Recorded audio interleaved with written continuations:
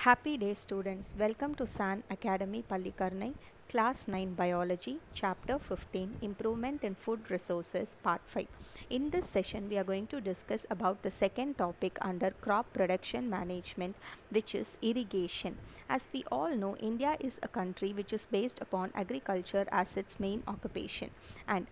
for agriculture, we mainly depend upon the onset and offset of monsoon, that is for the onset of monsoon during the proper time period, but due to several environmental factors the onset of monsoons are getting delayed, but we cannot say that as a reason for the crop failure, and we cannot sit still, and hence we have to supply the water artificially to the crops whenever it is needed for a required period of time and at required interval of time, and that process is called as irrigation. And hence irrigation can be defined as the supply of water to the crops during the required period of time at a required interval of time,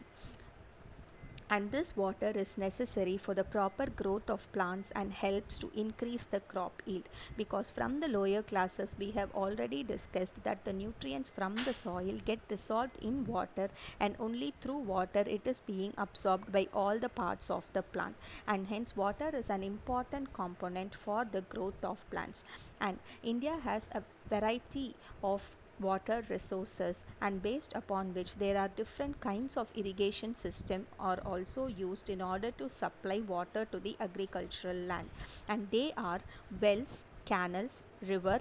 tank, check dams, etc. And apart from this, we also have two most prominent and efficient method of irrigation called drip irrigation and sprinkler system, which you have already discussed in detail in your grade 8. Now let us discuss about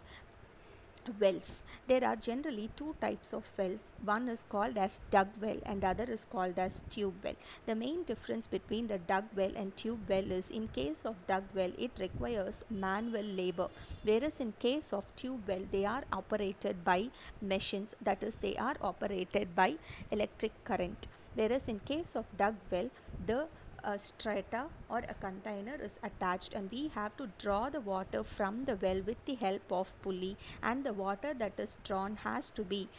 poured into the field through the canals that have been already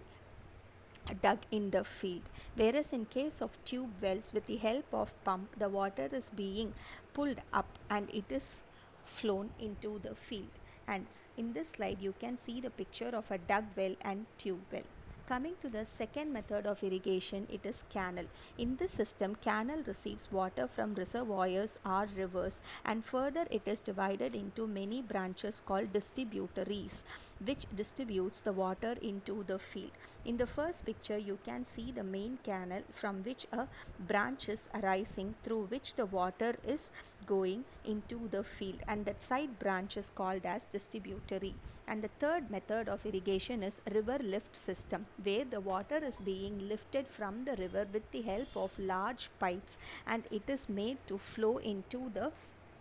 field closer to the river in order to irrigate the field continuously. The fourth is tanks, where overhead tanks are built in the field, and the water is being stored in that, and then the tanks are being opened in order to irrigate the field at regular interval of time whenever it is required. And the fifth method of irrigation is check dams, where the dams have been constructed in between the rivers so that they make sure that the river water is not flowing away, and it helps the water to be stored, and which in turn increases the groundwater level and also reduces soil erosion. Now coming to cropping patterns. There are different ways of growing crops which can give us maximum benefit by giving maximum yield, and these include